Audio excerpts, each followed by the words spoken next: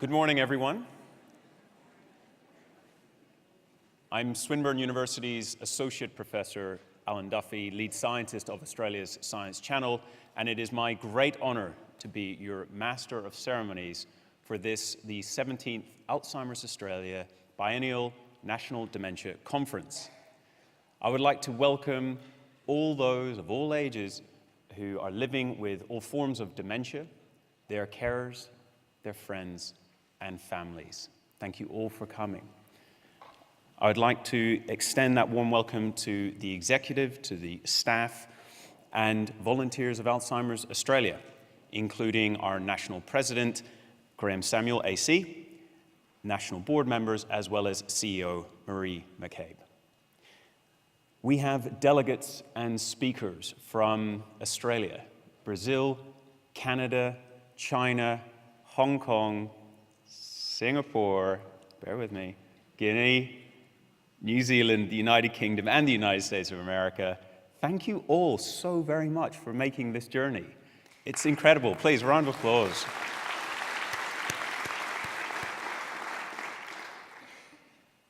Okay, first, the housekeeping.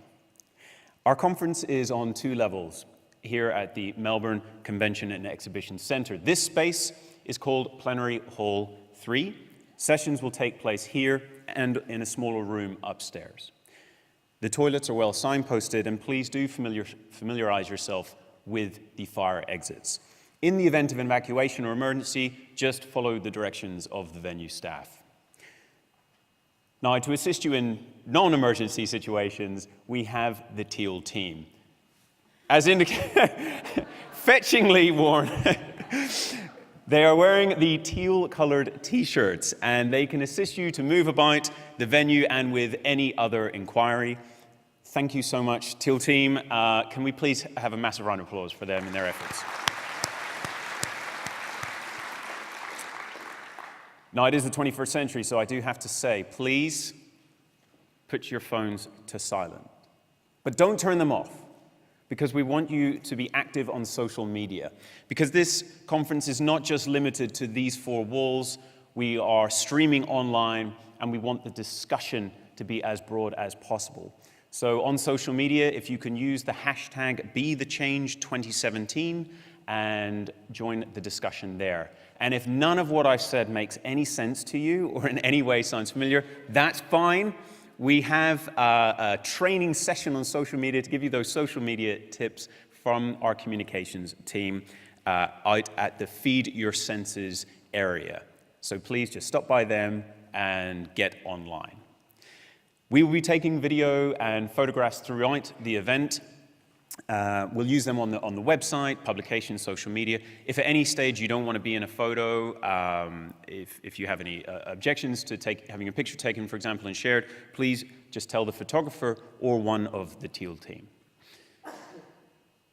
For aged care providers and people living with dementia, there's often a tension between promoting the rights and the autonomy of the individual and balancing the risk to the individual, the carers, and the staff as well.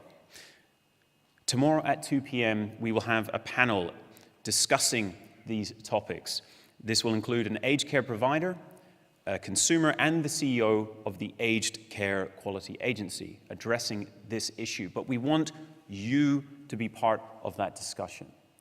So if you could write your ideas, comments, and questions and provide them in at the registration desk, we will make sure to consider these for this panel. You have until tea time tomorrow morning, so you have a time to get thinking about these burning issues. To help us with our planning, the next event, we're only just starting this one, and the planning begins for next year, or the next time. Please complete the conference registration form. Again, at the registration desk, you can leave off your completed forms. Finally, at the registration desk are schedules for all the digital posters that are happening over the lunch break, but they're already live now on the website, dementia2017.org. So if you can't wait till lunch, you can get on your laptops now or phones and start to view those. Now, is my... At this point, I would like to say a word about our sponsors, without whom none of this would be possible. I'd like to thank Associate Partner, Simply Helping In-Home Care and Support Service, which has been providing in-home care and support services since 1998. Our keynote speaker sponsor, the Blue Cross Community and Residential Services. And finally, our conference supporters, the City of Melbourne, the Australian Department of Health, and the Department of Social Services. If you could please thank our sponsors.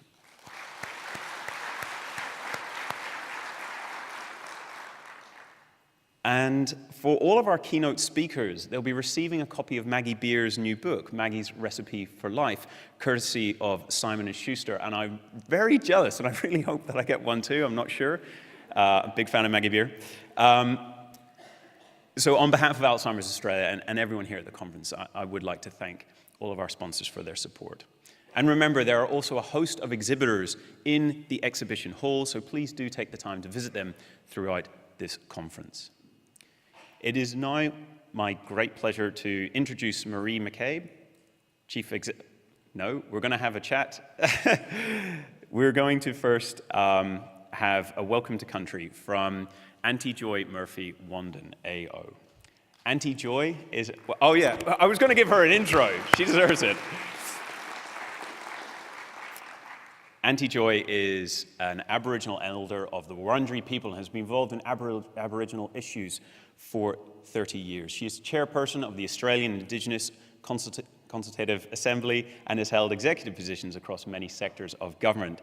She is an honorary professor at Swinburne University, I'm proud to say, a trustee of the National Gallery of Victoria, a member of the Victoria Police Ethical Standards Consultative Committee and the Equal Opportunity Commission. Would you please welcome to the stage Auntie Joy Murphy.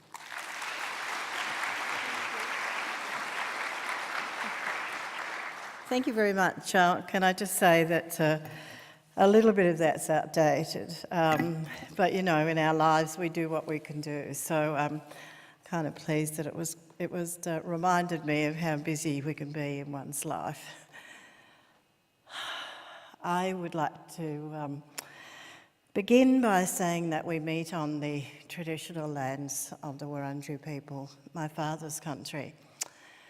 And it's times like this that really reminds you of your health and your well-being and the lives and the situations that happen and change occurs. And whilst none of my family, from my knowledge anyhow, for many, many thousands of years, have not suffered from Alzheimer's, many other things have happened during our lives, and my life, my children's life, my great-grandchildren, my grandchildren, my great-grandchildren's lives. And in some ways, I think it makes us realise that so many things that can happen to you don't. And otherwise, I probably wouldn't be able to be up here speaking to you. So I'm very grateful. Although I do have a 4-year-old grandson, my son's only child, and his other grandmother is in severe Alzheimer's at this moment. And it's very hard for me to remind myself that I'm fit and healthy and I know who I am, at least most of the time, you know, because his grandmother doesn't know who he is, and it's really hard to watch them, but at the same time, it's really lovely to see that Jeannie still has a beautiful smile on her face when she sees him, and that the gift of it that a child can bring has certainly been very pleasing for our family. I would like to pay my respects to all ancestors, elders and communities across this great nation and indeed our neighbouring islands, and thank them for what we have today, that resilience that they had for thousands of years, and then of course in terms of colonisation, the impact of that. In today's society, I'm almost pleased to say that Welcome to Country is a great acknowledgement of who you are and where you come from, and most of all about your belonging. Life is sad without a belonging, or at least having that recognition. And for my dad, who didn't have that, who fought in World War I, although rejected at first, was able to give his family something that has enabled us to stay in the one place where we were born. And I'm so grateful to him for giving us that wonderful opportunity, because so many of our community have not had that same opportunity, have been forced to live elsewhere, away from their belonging. Each of our Aboriginal communities across this great nation, each have their own way of welcoming people to country, and our belonging is the Manigum tree. And this morning when I was picking these leaves, and indeed every morning or every day when I'm required to present leaves for continuation of our traditional ceremony, it again reminds me of what we've been given. We've all been given this gift from the earth, and today that gift still exists. And the way that we share with you in Welcome today is to offer you this leaf from the Manigum.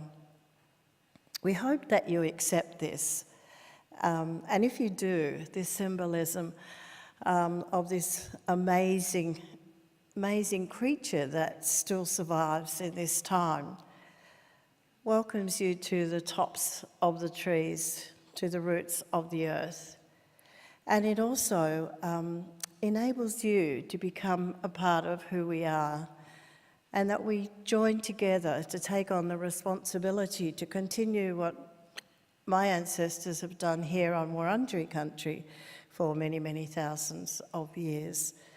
And also it means that working together, we hope, just as you do, and each and every one of you, can I pay my respects to you in whatever area that you work, is that what we've been given is a wonderful gift, and if we continue to share with it, then hopefully there'll be a benefit and a better outcome for all.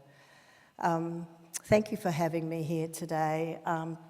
Best wishes to you all, and best wishes to those who have a family, someone that really truly needs the love and respect that we can give them when they're suffering from this terrible disease. My language is the Woi Wurrung, Wabenjakar, Wurundjeri Balak, Yemen, Kundibik, and you are most welcome to the traditional lands of the Wurundjeri people. Thank you.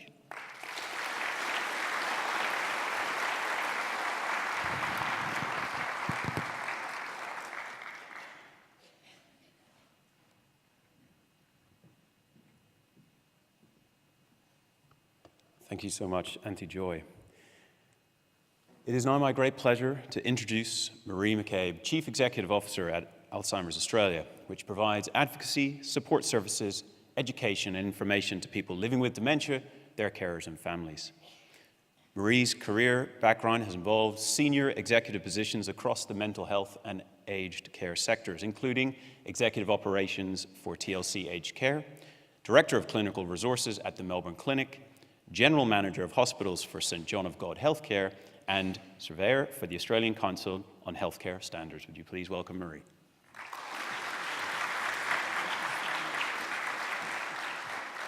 Thank you very much, Sam, and Auntie Joy, thank you for doing us the honour this morning of the Welcome to Country. And I'd like to start by acknowledging the traditional owners of the land and paying my respects to elders past and present, and to any elders that are here today. Ladies and gentlemen, I am so excited to welcome you all. This is a momentous occasion for Alzheimer's Australia. And it's wonderful to see you all here and to hear from that people have come from across the globe. And the thing that I am so excited about is what this conference makes possible in terms of transforming care, transforming the quality of life, and transforming who we are for people living with dementia. So ladies and gentlemen, I acknowledge you, and I'd like you to give yourselves a round of applause. Ooh.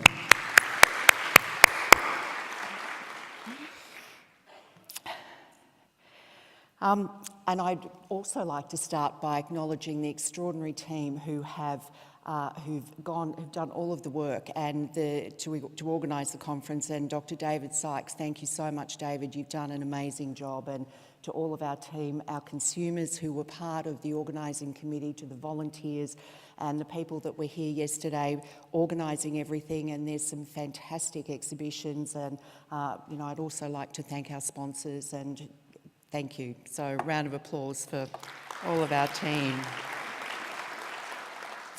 I'd like to now acknowledge Professor Graham Samuel, AC, Amanda Quealy, Neil Samuel, who are all board members of our organisation, and as you know, Graham is the chair of Alzheimer's Australia, to Amy Jackson, the Melbourne City Football Club player and ambassador of Alzheimer's Australia, Professor Henry Brodati, AM, Chief Medical Advisor in New South Wales, Associate Professor Michael Woodward, the Chief Medical Advisor to Victoria, to all our honorary members of Alzheimer's Australia who are present today, thank you so much for being here, to our executive staff and our conference sponsor representatives, and to you, our esteemed guests. I thank you for being with us and being willing to be the change. So ladies and gentlemen, why do we need to be the change? What is it that we need to alter and transform in the sector? In a report that we released today, we found that alarmingly, more than 80% of Australians do not know that dementia is the second leading cause of death in this country. Now that's despite the fact that 1/3 of the respondents reported that someone close to them had a diagnosis of dementia. The survey found that although there's some understanding of dementia in the community, it is actually alarmingly low. More than half the respondents didn't understand the relationship between Alzheimer's disease and dementia, and almost 40% of respondents didn't know that dementia is not a normal part of ageing. 39% of people agreed they felt awkward with someone with dementia, as well as 41% said they found talking to someone living with dementia confronting. Now, it's estimated that today we have around 413,000 Australians who are living with dementia. And without a significant medical breakthrough, those figures are predicted to increase to around 1.1 million by 2056. It is the second leading cause of death of Australians, and now the leading cause of death of women and in Australia. There are more than 100 different types of dementia, with Alzheimer's disease being the most common form. Now, these stats and findings are not unique to Australia. In fact, they're mirrored around the world. And this, ladies and gentlemen, is why we're here today, to work together to bring about change, and together we can make this happen.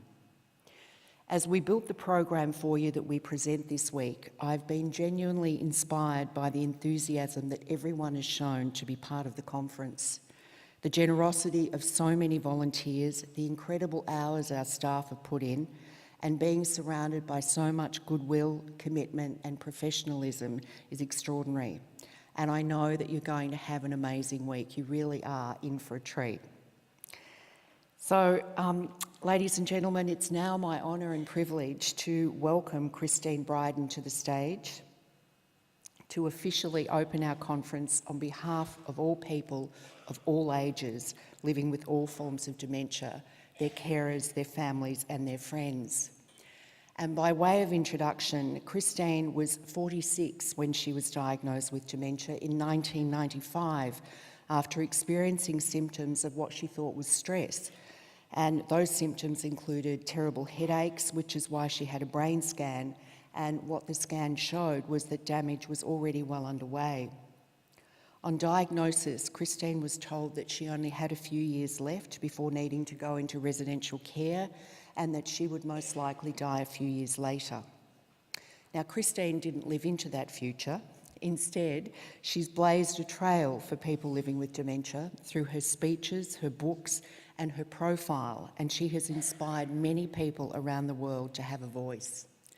With her husband Paul by her side, from her first speech at the Alzheimer's Australia Conference in Perth in 1999, here we are almost 20 years later. Ladies and gentlemen, please join with me in welcoming Christine Bryden.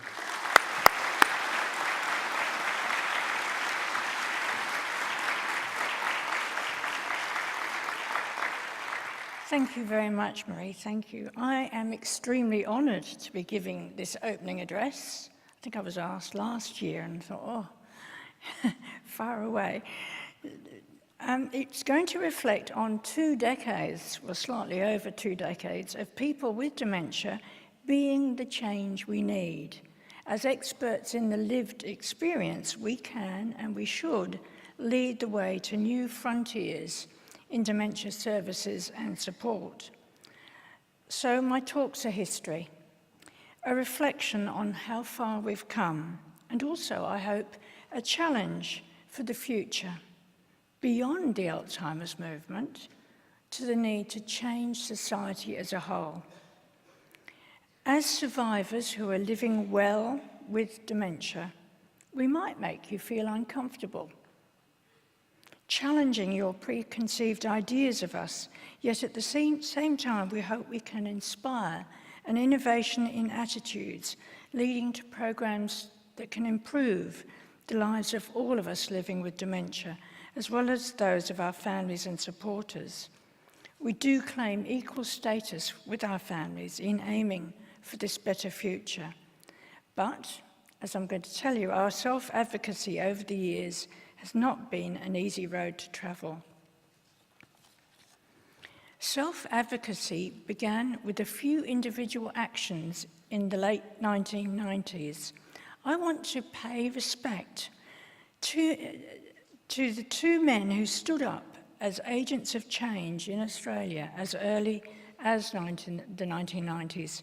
Firstly, I heard Frank Drysdale, AO of West Australia, speak, and had the honour of meeting him.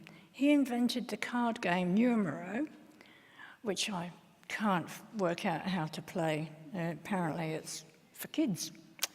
Anyway, royalties helped Alzheimer's Australia, West Australia, and it's a very practical example of how Frank was the change he sought to see. Buy a pack of Numero and see if you can play it. Secondly, I met Philip Alderton of South Australia in several working groups and committees involving people with dementia. In the late 90s through to 2011, he spoke at many events in South Australia and nationally, such as to business and community groups. He was a good example of a person with dementia being the change he wanted to see. From these individual and very brave self-advocates emerged some collective self-advocacy, and that helped because we were all seen as freaks. There was a small dementia advocacy support network international set up in 2000, which faded around about 2005, 2006. We're all getting so tired. It's been replaced and overwhelmingly surpassed by the inspirational Dementia Alliance International, which is led by our own Kate Schwaffer of South Australia. Since 2014, DAI has brought together thousands of people with dementia around the world. I won't try and give figures because I'll get them wrong. And it's now in partnership with the Alzheimer's movement and having a major impact internationally, demonstrating how we can live well and beyond dementia and be the change we need. I'd published my first book, as you'd heard, in 1998, so was also part of those early individual actions led by Frank and Philip. I began to argue for our inclusion at Alzheimer's Australia and national gatherings, because there was never a box for us to tick. You could be a carer or a professional, but nothing else. Finally, I was invited to speak, as I think Marie mentioned, at the conference in Perth 1999. It was nerve-wracking. I'm going to quote Frank Shepherd, the then CEO of Alzheimer's Australia, West Australia. "We had never seen anything like her book, and it challenged the conventional way we'd seen a person with dementia. Christine was really putting the challenges out there for both the organisation and for carers to say, do we really have to change the way we think about the role we have as carers? It was very confronting. I've quoted this to remind us all what it was like back then. There was nothing to distinguish Alzheimer's Australia from Carers Australia. And the focus was solely on supporting carers. There was nothing for anybody with dementia. But I was seen as a freak. My diagnosis was repeatedly questioned.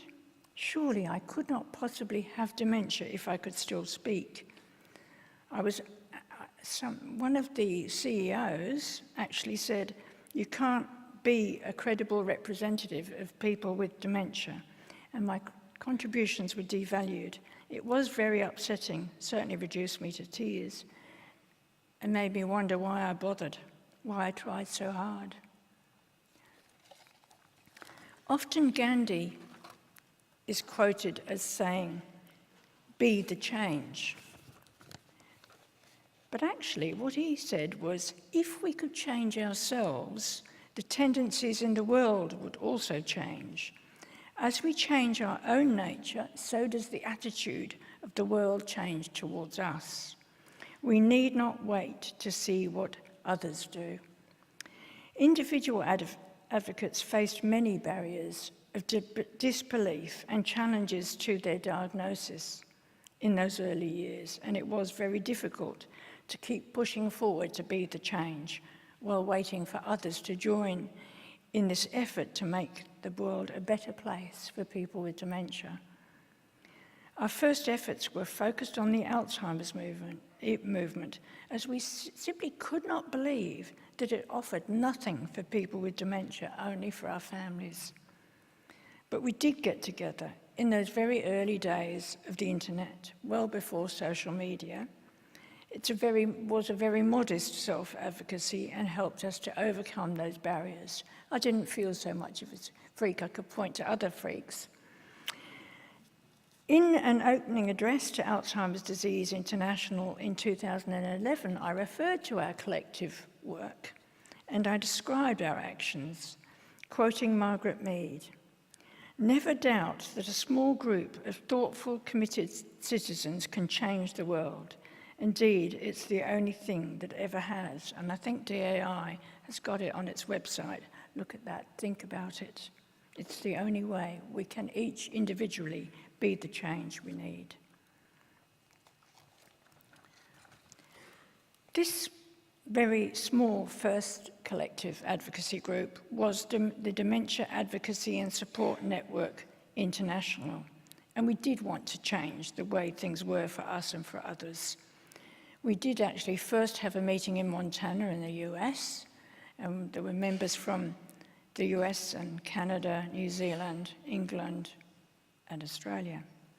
Two of us gave a speech to this national conference in Canberra in May 2001. We spoke of the toxic power of the pointing bone of diagnosis, where the toxic lie is that our abnormal brains make us biologically inferior. We pointed to our label of dementia being like the yellow star of the Jew of the ghetto, resulting in lives limited by stigma. We said if we do believe this toxic lie of the dementia diagnosis, we withdraw into helplessness and suffer anticipatory grief at loss of self. We questioned why rehab was offered to people with other forms of brain trauma, but not for us. Now, way back then, 2001, we spoke of retaining neuroplasticity. This was years before the 2007 book by Norman Doidge, The Brain That Changes Itself.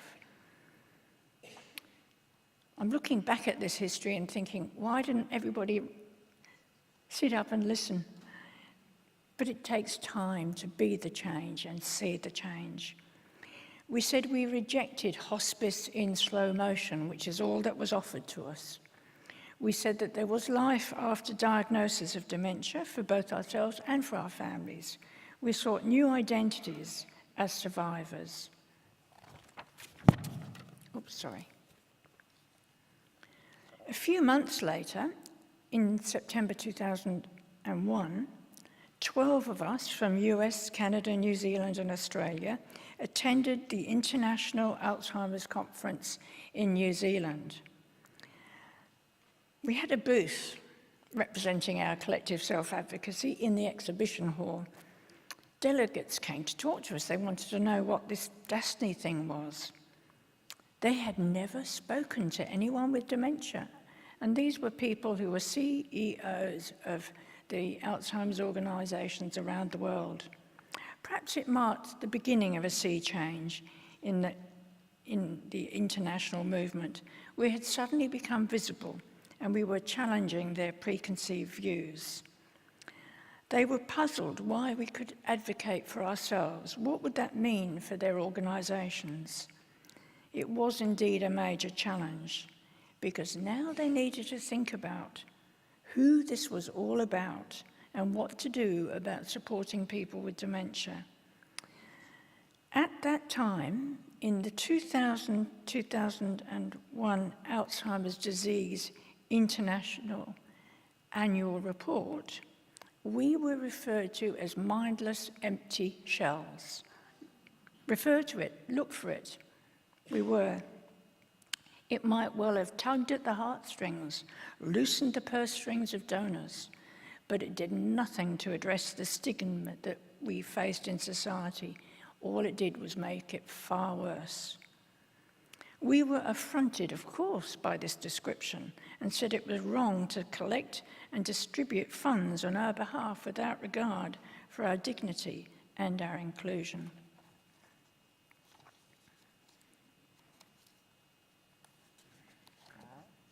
We lobbied ADI being the Alzheimer's Disease International, for those that don't know, and said that there should be nothing about us without us. There was no way we wanted to be mindless, empty shells.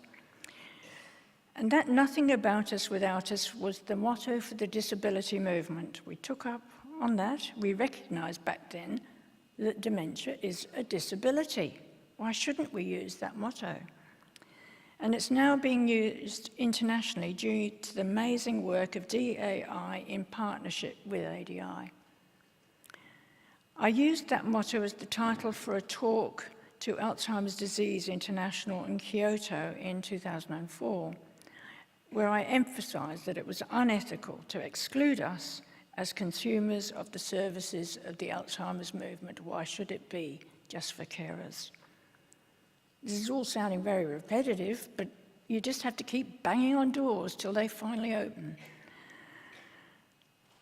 But to be included, we had to overcome the view that we lacked insight and an ability to participate. That's the view back then. It still is in some quarters. And we had to overcome the view that if we could represent ourselves, we could not possibly have dementia. It was a catch-22. Often, even today, we try to participate in media campaigns to represent ourselves in a more positive light. Yet so often, recourse is made to old file photos reflecting the usual stereotype of an elderly person in a wheelchair in a care home. Elderly hands doing knitting or something. I've got elderly hands now, but, back then I didn't. This merely exacerbates all that we have been fighting for so long. Even after 20 years, well, more than 20 years, I wonder if I will ever see truly respectful inclusion of people with dementia in the media and in society. We are still assumed to have comorbidities such as advanced age and to lack insight, being unable to speak for ourselves. This can be an excuse to exclude us, but by our active participation, we've challenged these mistaken assumptions and have claimed inclusion. Why not? Why would it be otherwise? By looking back at this brief history, our exclusion was accepted. Others would advocate on our behalf. We were incapable. But surely it's a matter of our rights to be included. If we had any other condition, you wouldn't exclude us. So why is it the case with dementia? We argued that the Alzheimer's movement should rely not on the stereotype to get funds, but the real thing, us. You can't sustain the stereotype when we become the face of the real thing. The Inspirational Dementia Alliance International is now a global collective self-advocacy group for people living with dementia. I think I meant to try and go a bit quicker. So I might shorten this bit because Kate hopefully will cover this tomorrow.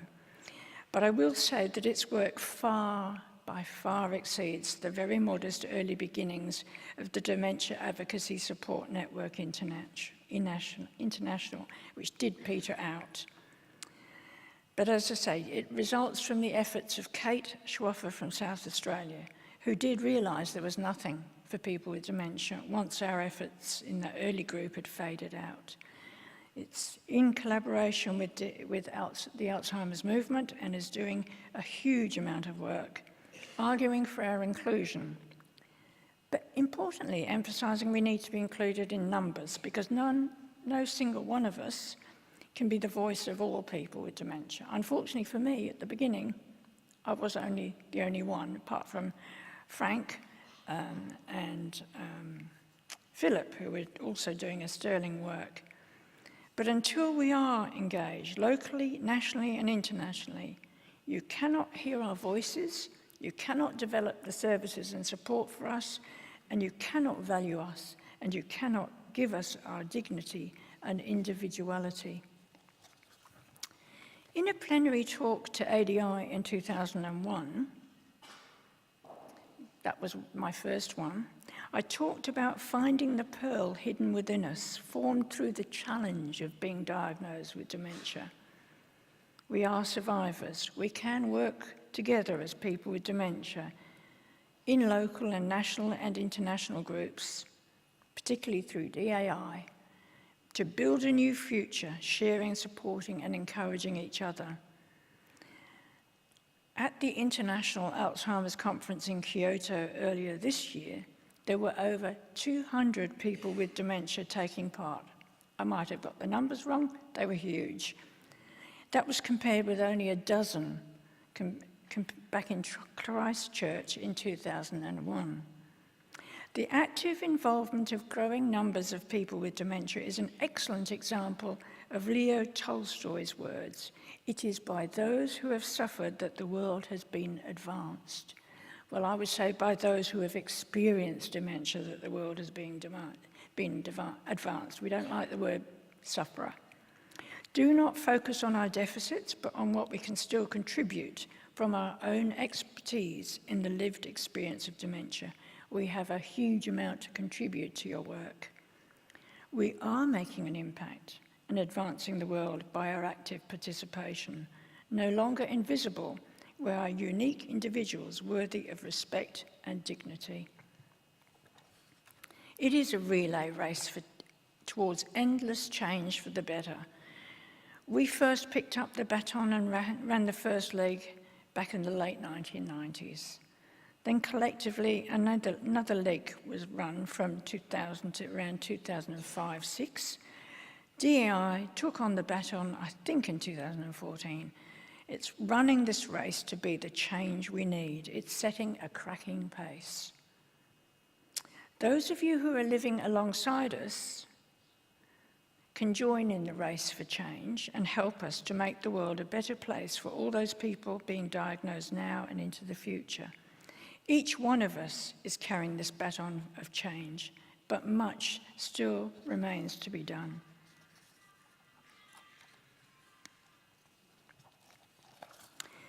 I first threw a pebble into the pond back in 1999 with my talk to this very national conference in Perth. Frank and Philip were also chucking pebbles in the pond, speaking out in the mid to late 1990s. Thankfully, so much has changed in the Alzheimer's movement around the world since then, particularly with the advent of DAI and its advent with the international movement. But where to from here? I have seen huge changes take place in the Alzheimer's movement. What about the rest of society? We've heard about views in the rest of society. This indeed will be the challenge, to change the whole of society. I would encourage you to become engaged, perhaps maybe with your local hospital, care services, community initiatives and services. For example, can we aim for people with dementia to be included at all levels of government and community? Can we improve design for people with cognitive impairment in community, hospitals, care facilities? Most importantly, can we ensure that language is respectful and inclusive throughout society? Can we at last see an accepting attitude amongst friends and acquaintances when we tell them our diagnosis? Can we be supported in directing our own care? I want to just give a few examples of both challenges and opportunities for all of us, people with dementia and those living alongside us. And notice I say living alongside us. You're not living with dementia, only we are. We can and should be the change we all need throughout society. Consider the future of consumer-directed care. I think we're going to need lots of support to cope with navigating our way through these complex systems. What exactly is consumer-directed care? It's freedom of choice repackaged as this sort of consumer-directed care, and I think it has some practical realities to address. Not everybody has the capacity to make choice. Does everybody want to make choice? Not everybody has access and understands all the relevant information to make a choice. Not everybody has the ability to get around and check things out, to travel, phone, meet with providers.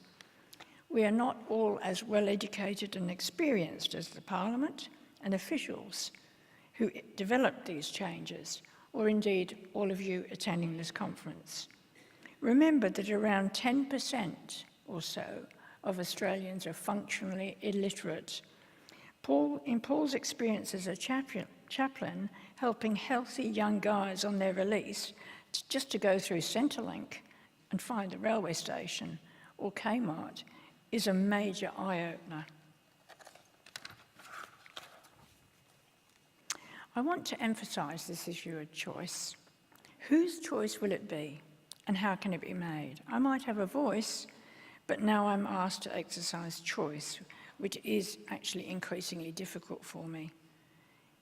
Is consumer-directed care helpful for people with dementia living alone, without family to support them? But then we're even in more need of help. Who will be our advocate? Who will ensure that our views are taken into account? Think about it for a moment. There's My Aged Care, there's Centrelink, local respite and transport options, practical help around the home, in-home care, residential care, acute care, list goes on, depending on where you live. How can we work it all out? I tried it for a while. It got too complicated because if I wasn't there, I didn't know who to ring. If I didn't need service anymore, it needs to be looked at. Together we can attempt to be the change we need, working out how best to help people with dementia navigate this complexity. Let's look at some of the ways people with dementia have made an impact. I'm just going to choose the Consumer Dementia Research Network, which was set up in 2010, and it had around 20 people with experience in living with dementia or living alongside someone with dementia. By the way, Philip Alderton was a member of this group in its early years. The group pioneered consumer involvement in research and knowledge translation, priority setting and funding with support of the Alzheimer's Australia office. And it rolled out National Quality Dementia Care Initiative funds and then became active in projects of the National Health and Medical Research Council's Cognitive Decline Partnership Centre, what a mouthful. One example, the confused hospitalised older persons study, why do they have to have so many words, has led to the National Cognitive Impairment Campaign, which will improve care for people with cognitive impairment because, importantly, hospitals will have to meet the new standards, which includes improving their care for people with cognitive impairment. Former CDRM members, or current CDRM, I don't know, CDRM members are now on the scientific panel of the Alzheimer's Disease Research Foundation. Also, they're playing a role within the National Health and Medical Research Council's National Institute for Dementia Research. These years of consumer input to research and knowledge translation are having an impact. They're having an impact on being the change needed for the future. Just think if it had never happened. Researchers would blindly go along deciding on what projects they needed, what they could get funded, without thinking about the lived experience. What do we want? What do we want to see? We might also, I'm just thinking about other ideas, you might be able to get involved in state bodies for clinical care, which in Queensland, for example, is through the statewide Dementia Clinical Network. Two of us, I don't think we were both on CDRN, but anyway, two of us applied for positions and were successfully appointed as consumer advisors and been active on its steering committee and in a number of its projects. One project was to improve the assessment and coding of people with dementia in our hospitals, developing quick tips for clinicians as well as assessment tools. Other projects have been improving the discharge process and examining training for acute care for people with dementia. There's very practical ways you could become involved, so think about what you could do locally. Consumers played a key role in one recent project, which was developing a set of guidelines for assisting clinicians in advising patients recently diagnosed with dementia. This Dementia Enablement Guide is currently being trialled at various sites, including the Dementia Friendly Award-winning Kiama, New South Wales, as part of their project. It's a concept map. It suggests directions for support. It's not where the specialist says, oh, you've got dementia, please just see the receptionist and pay your bill on the way out. Nothing I can do for you. It's all about, so we avoid the full stop. It encourages clinicians to have a conversation with the person they've just diagnosed in regard to support for living the life they want to live. So get out there and ask your doctor about this Dementia Enablement Guide. See if it can be rolled out locally. Be the change you need. Acting locally might also be possible if to be the change you want to see. How about approaching your hospital and offering your perspective, particularly in advance of these new standards? I applied for and was appointed as a consumer advisor by the local hospital and became very rapidly, actually, a member of its clinical council, and soon was invited to become involved in the design and development of a new ward for people with cognitive impairment. And we drew on projects from the CDRN funded by Alzheimer's Australia. The ward's now opened and we'll be giving a talk on that tomorrow. But my message here is simply to think about getting involved with your local hospital. Mine has been fantastic, welcomed us with open arms. Let's hope others can too. People with dementia in Brisbane and their families were invited to participate in a project at Brisbane International Airport to develop a dementia-friendly terminal. What a great opportunity to be the change we wanted to see.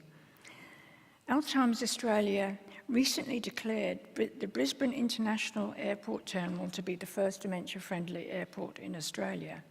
I'll say probably the world. I think Heathrow is very interested. I don't know how Heathrow would ever become dementia-friendly.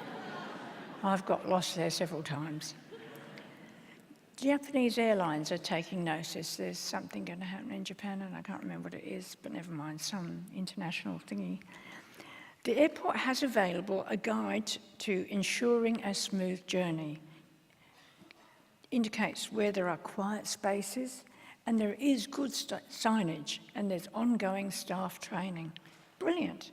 And what is most important is people with dementia played a key role in developing the guide.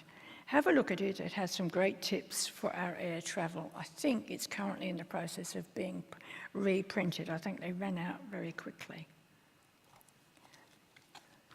So, what are my take-home messages? After reviewing the history of advocacy for over 2 decades of knocking on doors till they finally opened, how have people with dementia been the change they wanted to see? All of us, people with dementia and people living alongside us, should be inspired to take action where action is needed or when you see that it's needed. We should all be doing our best to leave this world a better place. It could be your local library, the bowling club, the RSL, the school parent P&C, the golf club, wherever people gather. Wherever you can bring your knowledge and understanding of people with dementia into the wider community. As you could hear from Marie's talk, there's a long way to go in regard to understanding of dementia. Connect to DAI. Get support from Alzheimer's Australia to make your community dementia friendly. Talk to your parliamentary representatives, federal and state, and your local councillors, especially when elections are coming up, when their ears are flapping. And help set up a Friends of Dementia groups in your community. Anything you can think of. Dream big. As the recently retired CEO of Alzheimer's Disease International said, this is Mark Wortman, he said in Japan earlier this year, the Alzheimer's movement has come together as a world family. And indeed, I can see that the pebbles thrown into the pond back into the late 1990s have rippled out. They were only tiny ripples back then.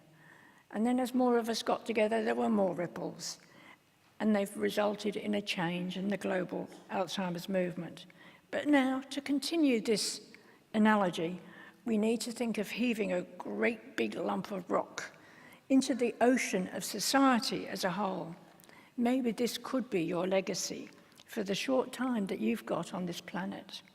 Think globally and act locally. Let us all be the change that we need. Thank you for listening to me. For some of you, for over 2 decades, you've heard me bang on doors, far too long. I now plan to move to theological reflection in regard to dementia, away from advocacy, which I can now leave in the capable hands of all of those led by Kate Schwaffer. Once again, many thanks for listening and changing and being the change we all need. Thank you.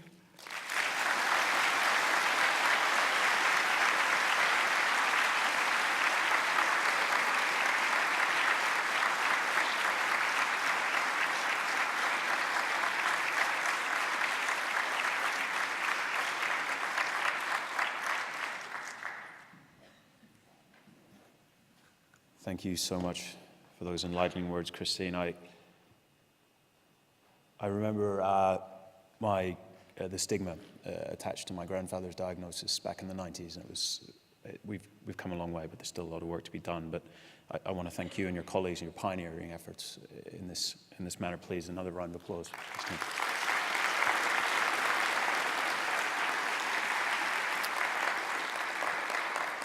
Christine referred to her talk tomorrow. That's at 3:30 in the concurrent blue session. I suspect you may have a few people turning up for that. If you're interested in Christine's books, there are limited copies at the Footprints table near the Feed Your Senses area, that very tranquil, lovely space.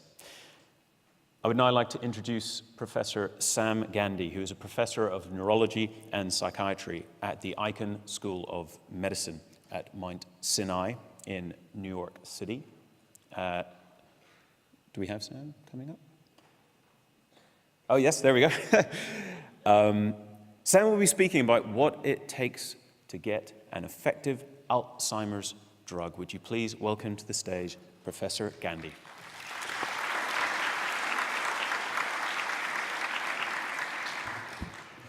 Well, good morning, everyone. I'd like to thank the organizers for inviting me here to speak today.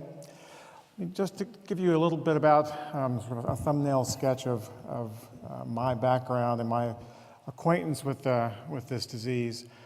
I grew up with a grandmother who was developing Alzheimer's and went on to die with that disease after about 15 years.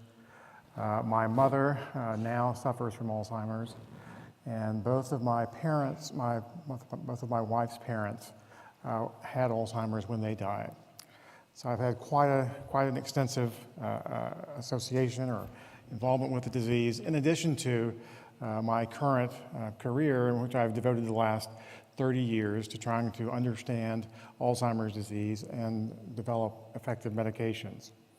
I'm both a neurologist, so I see patients, and I'm a cell biologist. I work on testing new medications in nerve cells in a dish or in other sorts of models. So with that, how I'm going to relate to the Be the Change theme is as follows. I think that we've learned so much over the last 30 years since the first pathology was described, the biochemistry was unraveled by Professor Colin Masters here in Australia, and then the genes began to be identified. As that has all rolled out, we now see at this point that the disease, the pathology begins without symptoms for several decades before symptoms appear. So in terms of being the change, in order to prevent the disease in the future, I think we have to move to much earlier sorts of interventions, and I'll tell you about what those are. In addition,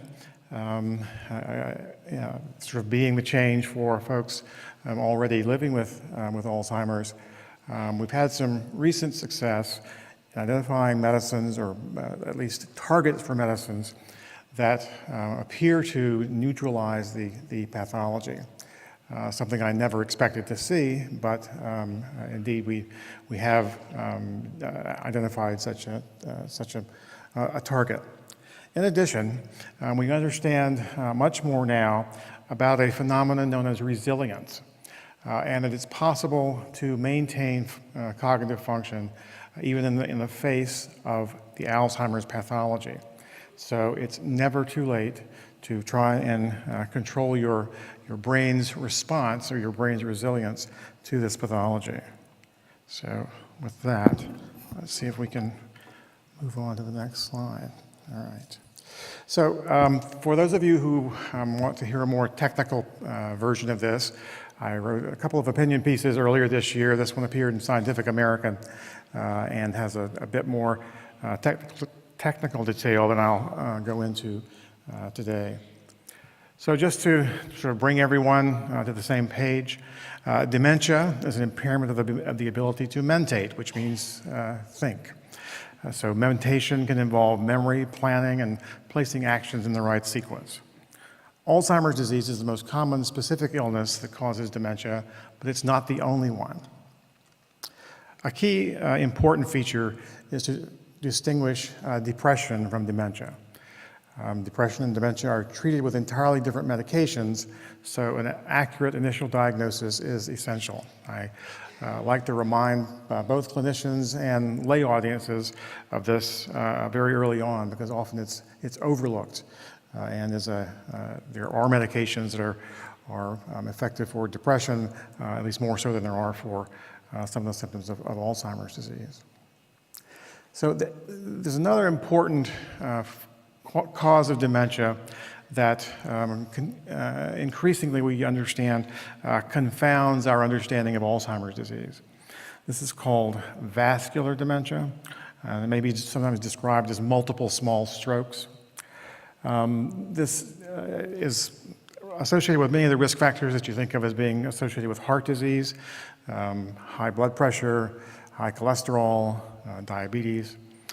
But this illness, or the vascular dementia that affects the small blood vessels of the brain and can mimic Alzheimer's.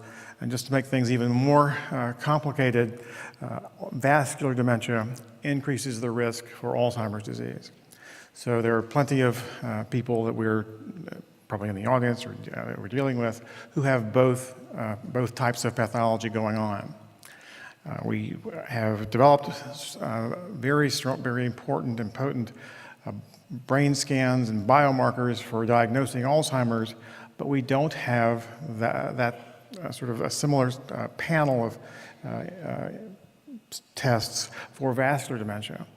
So our trials of new medications are confounded because we are often unknowingly, unwittingly, dealing with patients who have more than one cause of their dementia.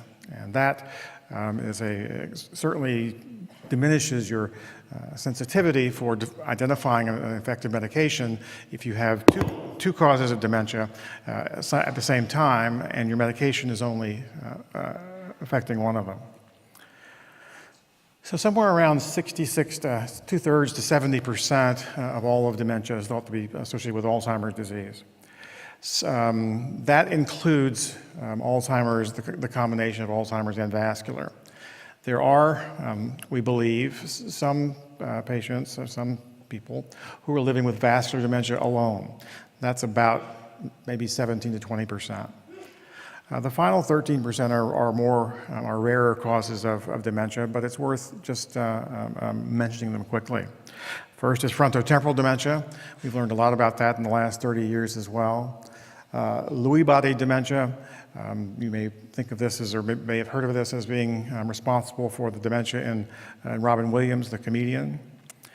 Corticobasal degeneration, progressive supranuclear palsy that Dudley Moore suffered from, and CTE in retired athletes and soldiers. And I'll talk about that just in a little bit in closing. So the basic problem shared by dementia is this loss of brain substance. So as you can see here on the right, there's a normal brain with normal volume of the gray matter on the outside of the sort of outside rim of the brain, and the white matter deep inside the brain, which contains the wires, the connections between nerve cells all across the brain. And as Alzheimer's or other dementias progress, the substance of the brain, often in particular regions, wastes away. And that's really the underlying cause of all dementia is loss of the nerve cells and the synapses that are responsible for brain function. I mentioned the amyloid substance. First sequence here by Professor Masters. And these are clumps of material that build up in the brain as what we call plaques. And they are composed of a piece of a fragment of a protein that's normally made all throughout the body, all throughout life. And for reasons we sometimes have an idea about, but often don't understand, in the brains of people with Alzheimer's disease, this material is not broken down properly.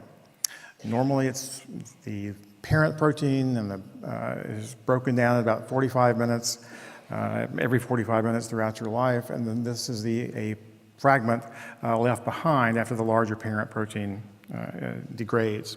And I'll show you that process in just a moment, what that looks like in a cartoon. But one important advance in the last 20 years has been the ability to visualize these amyloid plaques on special brain scans. And you see examples of those on the right. So these are pseudo-color images. That is, the color is just used to reflect the intensity of the presence of amyloid. And in fact, in this healthy brain, that blue color of the deep white matter does not represent amyloid. So this is a healthy brain.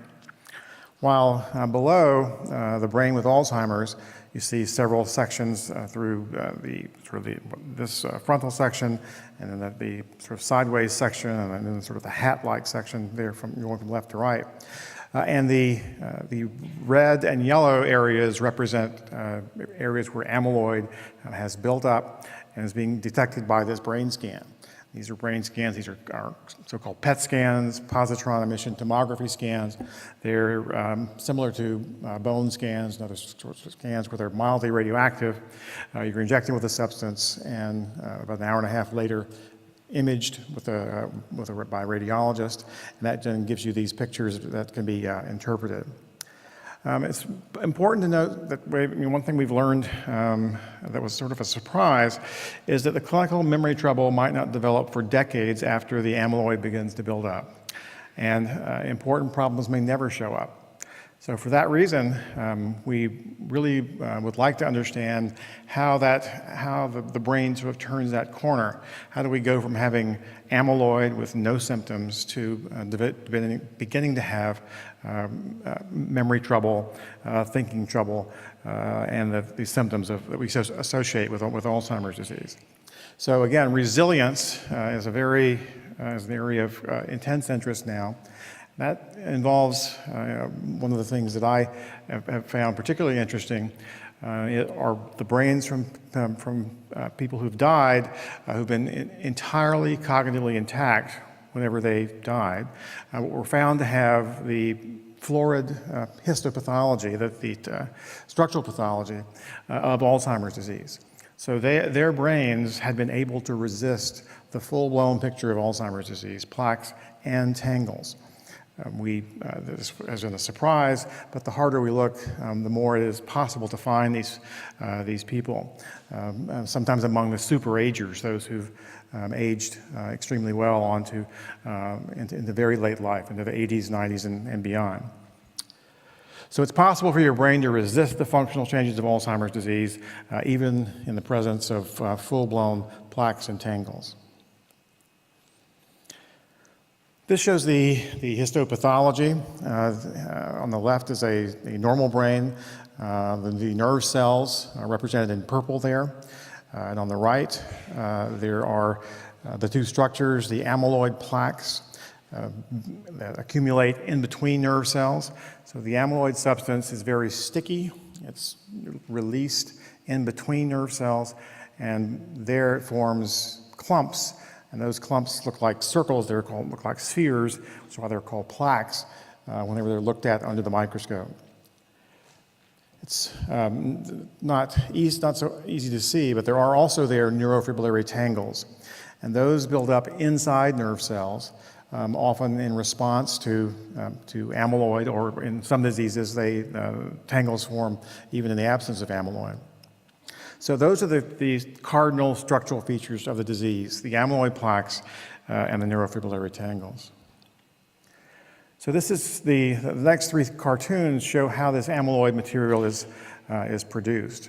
So APP stands for amyloid parent protein or amyloid precursor protein. And that's a larger molecule that sits on the outside or on the surface of the cell with a little stub that goes inside. Now, in the next couple of cartoons, you're going to see this yellow bar be released as a sort of a separate piece and go on to form amyloid plaques. Now, the APP, as it sits in this full-length form here, is not toxic, and in fact may have beneficial properties. So there are two scissors-like enzymes that release the amyloid peptide from the amyloid parent protein or amyloid precursor protein. Now these enzymes have technical names, as you can imagine, but one thing to note is that these are targets of new medications that are being developed to try and slow or prevent amyloid buildup. And again, we're finding now that targeting amyloid buildup is something that we need to do very early. So here now you see the amyloid plaque in the cartoon made up of the yellow bars released by that processing step, and then actual amyloid plaques below, stained brown. So the main risk for Alzheimer's disease involves genetics, especially if a parent or sibling is affected. The most common identified risk gene is called ApoE4. About half of people with Alzheimer's disease harbor at least one copy of this ApoE4 gene. You get one copy of ApoE from each parent, and sometimes it's ApoE2, E3, or E4. E4 is the high-risk one. But it's important to recognize that physical exercise regimens, for example, can neutralize the risk of ApoE4. So the idea that genetics is destiny is not entirely true for Alzheimer's disease, or at least for the pathology that as the disease begins. So this shows just a comparison looking at those amyloid brain scans from patients, or actually from normal middle-aged and young people who all whom have one copy of ApoE4, so they're at high risk. But if you compare the bar on the left, the bar on the right, let's see if we can sort of, yeah. So this is the representation of the amyloid buildup in people who have ApoE4 genes and don't do any exercise, who are very sedentary.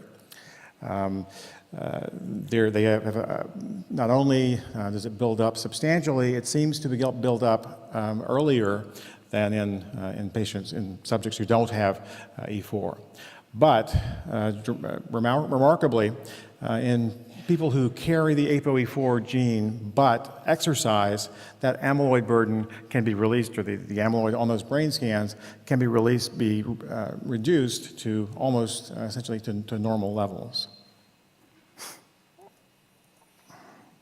So physical exercise, mental exercise, and controlling cardiac risk factors, I expanded it from 2 to 3 and didn't change that number, are the best established ways to reduce Alzheimer's risk, or slow progression once Alzheimer's begins. Controlling cardiac risk factors slows progression of both Alzheimer's dementia and vascular dementia. Social engagement is also important, and becoming withdrawn and isolated can accelerate decline. So what kinds of exercise are proven to be helpful, and can we reduce this to a prescription? How long do you need to exercise for it to be effective, and how often? And what type of exercise? So what's been studied are brisk walking and resistance training or weightlifting. And the protocol that's been been used and reproduced independently in multiple labs and hospitals around the world involve this sort of schedule, where the experts recommend these exercise sessions be at least 30 minutes long and 30 minutes in duration, and occur at least 3 times per week. So again, this brisk walking not only neutralizes the effect of this risky ApoE4 gene, but it also slows the progression of dementia after onset. So it's never too late to begin exercise. Now, the recommendations for mental stimulation are a little harder, in terms of reducing it to a prescription.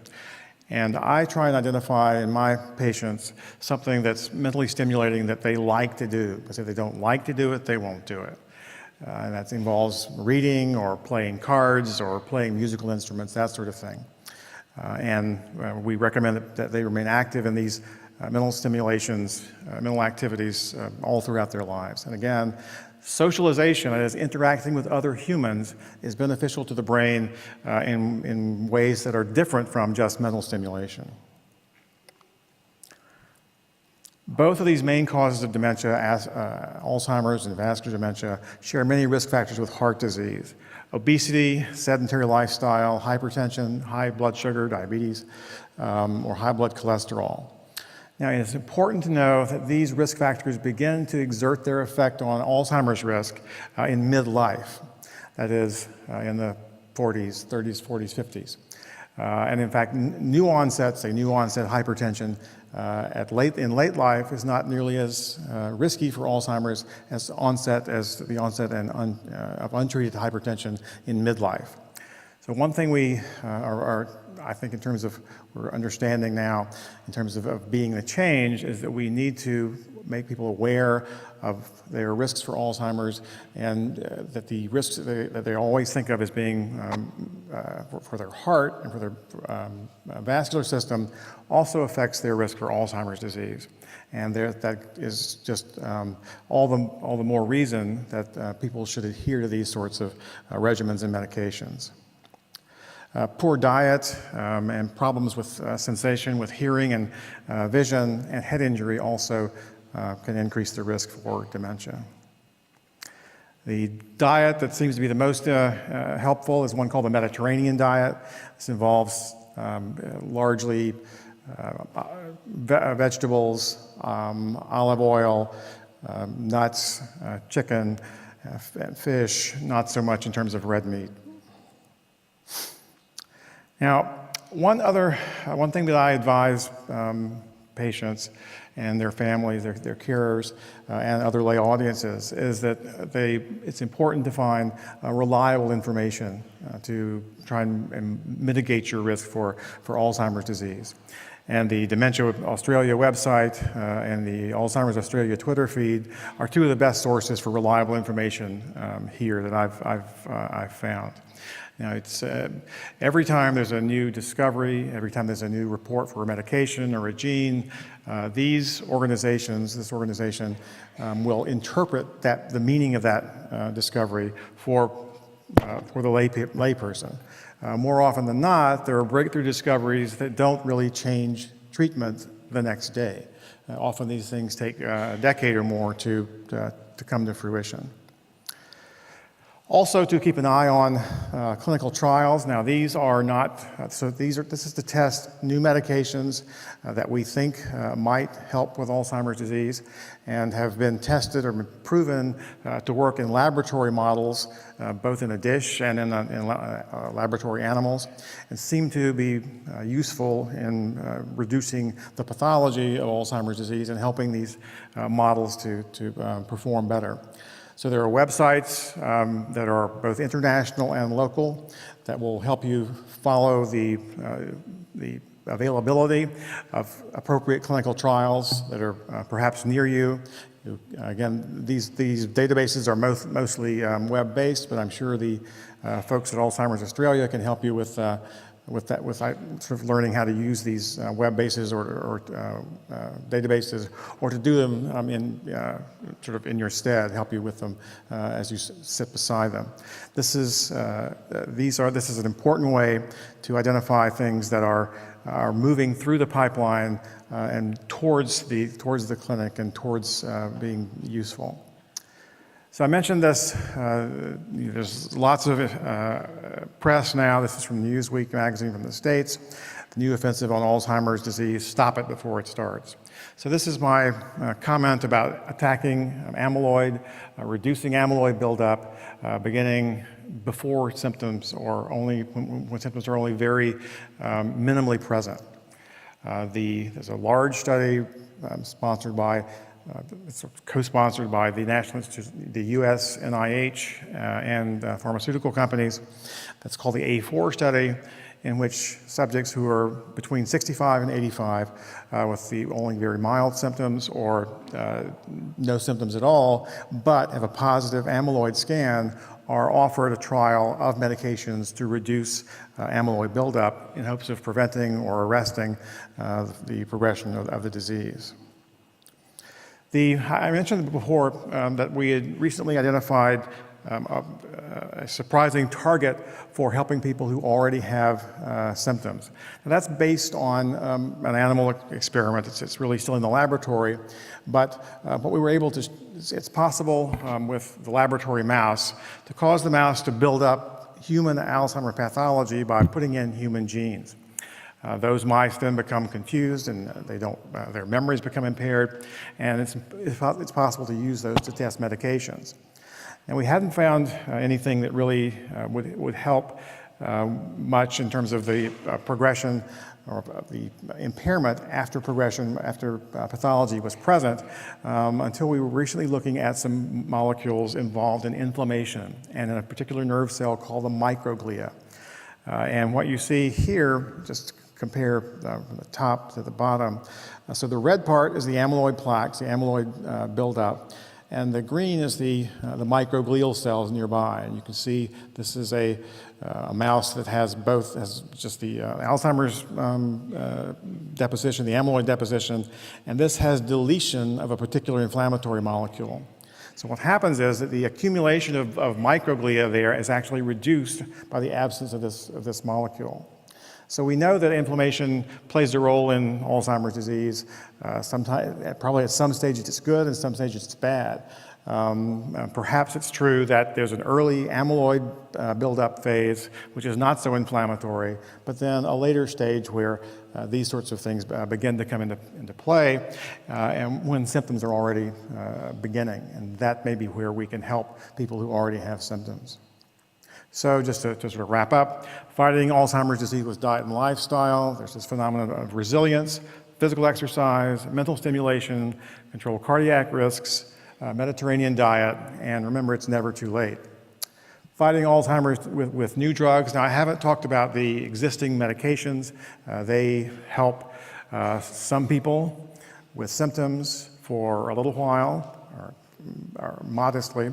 They seem not to help a lot, everyone, and in my experience, almost always wear off. Now, there seems to be some evidence that they can be beneficial in longer periods of time, but suffice it to say, they don't affect the buildup of pathology and the loss of nerve cells. So that's what we really want to do, and that's what we're aiming at here. So fighting Alzheimer's with new drugs, prevention with anti-amyloid drugs, prevention or treatment with anti-tau drugs and anti-microglia drugs. Tau forms these neurofibrillary tangles. Just a couple of closing words on another form of dementia that occurs in retired athletes and veterans, soldiers who've been exposed to explosions from improvised explosive devices on the battlefield. That's a disease called chronic traumatic encephalopathy. It's initially described in the 1920s as dementia pugilistica, and it was primarily seen in boxers. Then in 2006, it was then discovered in football players or retired football players in the United States. This shows, so these are brain scans that show not amyloid plaques, but now neurofibrillary tangles. So again, you have this green or blue background where there's no pathology. There's a healthy control on the left there, age 49. And on the right, you see three different retired athletes. One, the 62-year-old from hockey, the 68-year-old from football, and the 56-year-old from football. Again, American football in this case. That's an important distinction. Because the concussion rate is much greater in the form of football in the States. So this buildup of material that you see here stained in red represents the buildup of tangles that still, though they're not amyloid, they're the tangles that are inside, but they do cause those nerve cells to fail and not to function properly. Just to compare side by side, healthy control on the left, and a 39-year-old retired football player on the right. Interestingly, though, we sort of lump this together with Alzheimer's disease because of the dementing aspect of the dementia. In fact, CTE, in our experience, has been, at least in this population, has been mostly associated with impulsivity, irritability, and rage control, and not so much in terms of actual loss of memory function and dementia. So just to wrap this up, what's the importance of diagnosing CTE during life? And that's what we're trying to do with these scans, to get an accurate estimate of the prevalence and risk. Everything we know now is from post-mortem studies. Counsel people who are exposed to repetitive head injury in athletes, in athletics, or in battlefield situations of the possible risk of their exposure going forward, making things worse. Again, being able to see this pathology during life enables us to potentially develop clinical trials and medications of anti-tangle drugs that may be useful for these patients.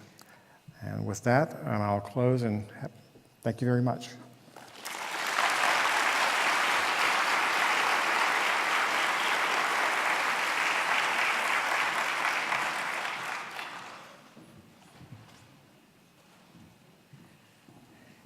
Sam, thank you so much. That was absolutely fascinating, and it's great to see lifestyle and risk factors being discussed at our conferences, because they are things that we can all take on that will make a difference. Ladies and gentlemen, please join with me in thanking Professor Sam Gandy.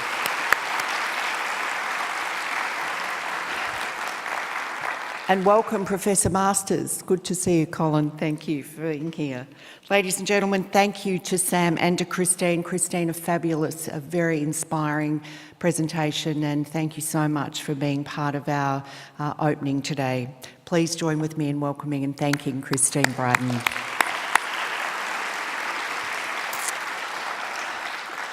I am now delighted to introduce Anthony Clark, and Anthony is a director from Bloxus, a Melbourne architectural firm that uses the statement, "a practice for empathic and experimental architecture." Now that really piqued my interest, I have to say. For a number of years now, Alzheimer's Australia has been actively encouraging our sector and the community to learn more about dementia and to understand how we can better support people living with dementia through our Dementia Enabling Environments projects, our Dementia Friendly Communities campaigns, our Dementia Friendly Home app, and our Dementia Friendly Consultancy. There have been campaigns around the world along the same lines, and we're making some headway, but we still have a way to go.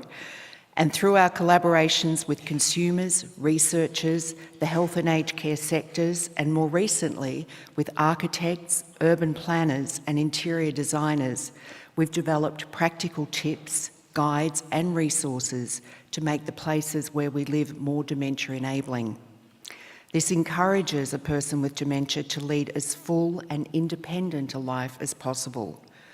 We know that if you can create an enabling environment for a person living with dementia by looking at design, space, colour, language, communication and sound, we can make a significant difference to their independence, to their quality of life, to their health and to their well-being. And when it comes to sound and the impact of sound on materials, meaning what materials we're using to create space, to fit out rooms and buildings, this is an area that we've never explored until now. So ladies and gentlemen, we're going to find out. Please join me in welcoming Anthony Clark.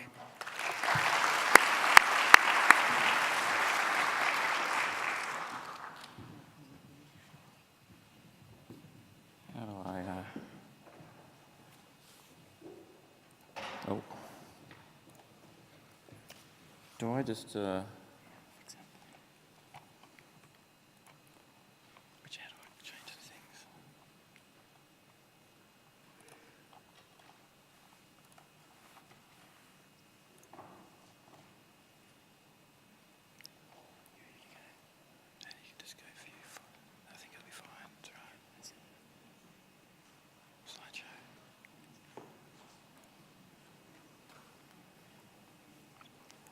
Thank you very much.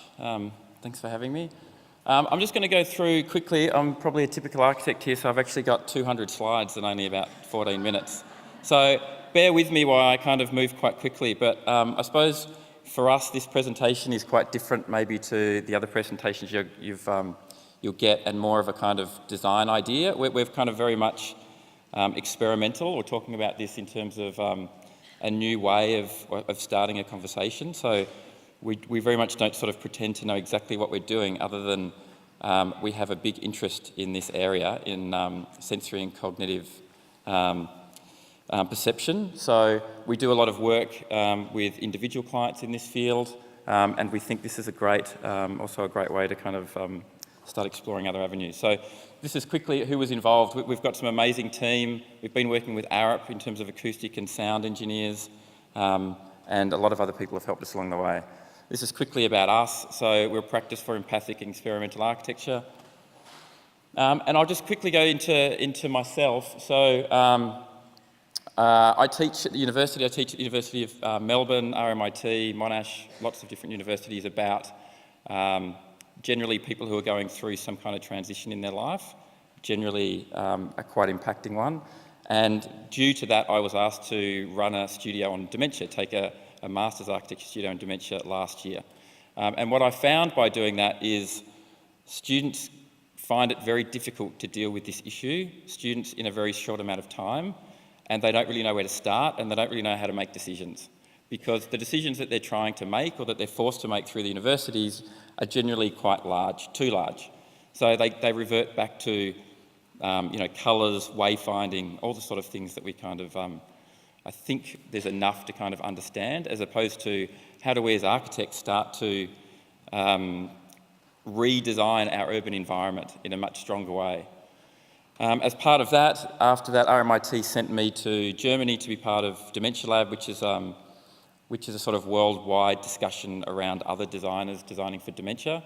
And what I found out there is that there's a lot of great things going on in the industrial design, but there's not a lot of things spoken about in architecture. So the idea was that we would find some middle ground where we would be able to design something that wasn't simply for individuals to experience, and it wasn't us trying to talk about urban design, but we would find something and deal with individual senses that we could actually build and that people could actually experience, and we could actually test something and we could start to learn these things. We would document this, we would do it for each individual sense, learn as much as we can, do it again, and start trying to apply it slowly to the real world, as opposed to thinking that we can just get all the writings and turn them into new aged care facilities or whatever, because I don't think that's working. So essentially these are very fast. This process has been going on not that long really, but 6 or 7 months. We realised very quickly we had to get a great team together. So Alzheimer's Australia, Dementia Training Australia, some great people, Tanya Petrovic, Richard Fleming, some amazing people got on board, along with Arup, Nick Bolter and his team. We approached them and said, we've got this project, we don't have much money and we want to get something done. We went with a sketch like this to Nick. Nick said that's not going to work. So we started talking about sound and what it means to talk about sound and the history of sound as we started doing a whole series of sketches. We very quickly realised we didn't have anywhere near enough money, and how are we going to raise money? So we started a crowdfunding campaign only about 3 months ago. The response was overwhelming. So essentially we got enough money to pay for the object that you'll see upstairs in room 216. So these are all of our experiments, starting with sound, learning about how we can manipulate sound, how we understand people with dementia to understand sound, and at the same time trying to say, how do people with dementia understand sound? What happens now? And how can we start to put some sort of experimental design in place that starts to not just replicate that, but starts to understand what materials do in place, looking at empathy, looking at how people control other people's sound, what are their reactions when they're not in control of their own sound environment, so things like that. Sketches, emails, constant back and forwards with the right people, trying to understand other materials and other avenues that have been applied to sound in the past. Again, sketches, models that we would take to Arup. They would say, we need to rework this is not going to work. In terms of sound, we would test this in their sound lab. So we had a very strong team that ensured that what we put forward was going to be meaningful, and what we put forward actually had a lot of merit, and that we could actually start to have a real conversation. So I guess I'm giving you this long-winded presentation because this is all part of a book that we put together, a publication, a 200-page publication, as we went through that documented our process. So that is also up in the room that people can flick through to sort of understand the depth that these conversations need to have. And I think we haven't sort of taken things that we know from the past, but we've very much tried to come up with our own questions and try and work out how we answer those in a very new and unique way. And this object went through a lot of iterations, hundreds of iterations, hundreds of ideas of testing, sound testing, working out whether we should put this on some sort of grid to work out whether, well, I suppose sort of halfway through we realised that we really shouldn't try and control the outcome of this object so much. I think initially as architects we very much try and come up with a question and deliver an outcome or deliver a very delineated answer. And we had to pull back from that and ensure that we we asked questions, but it was kind of up to lots of other people to help us or deliver a kind of answer, and that maybe we weren't going to be able to do that in one project, but it might be a kind of multitude of projects. We looked at the idea of memory quite a lot. We looked at the idea of what happens if we take objects that we understand, i.e. the radio or some kind of television, we pull it apart and we turn it into another object. So at what point do people recognise or not recognise an object? Can you still understand it if it's made up of the same parts? Can you still understand it if it functions the same way? And we think that's a kind of good way to start looking at sound is what do we know about it? How can we manipulate it? How can we change it? How can we start coming up with new guidelines to build a new environment? And then how do we start thinking about implementing these in a way that we can then, well, I can start teaching my students a way that is more relevant as opposed to producing pretty images. This is all part of the sound testing that Arup did. They started testing all of our materials. We then had to come to the site here in this room and start doing sound testing to ensure that the object would work, mapping, more and more understanding of what sort of materials and things we would use. This is all part of the crowdfunding. I'll just flip through these, I know they're fast. And then we started getting into, sorry, this is the crowdfunding. So this is talking about the issues, this is talking about how we can get people involved, how big the problem is, and how we're really looking at ways of challenging this.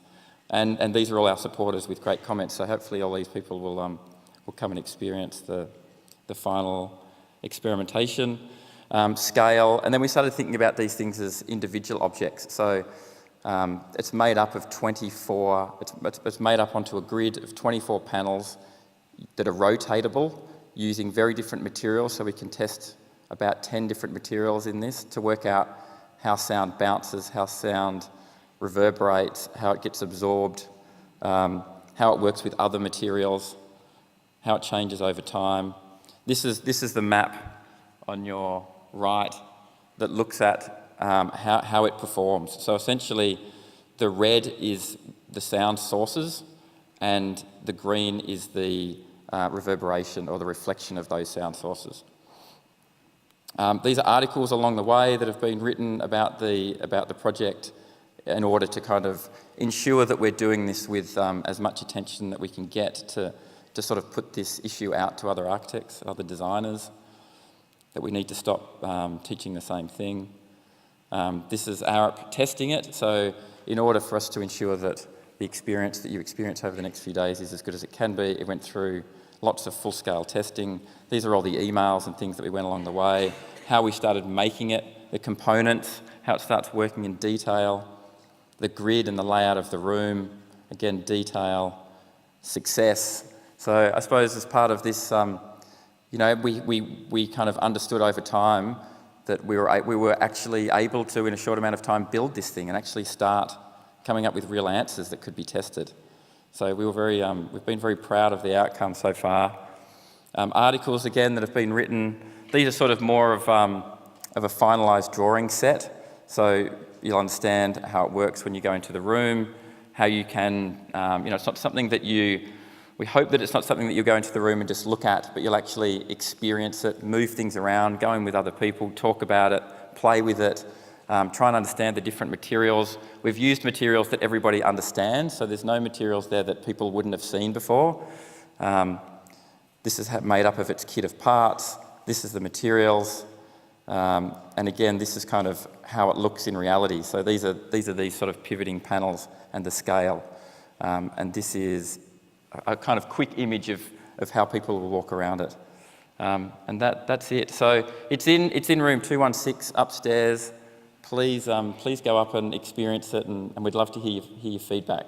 So thank you very much.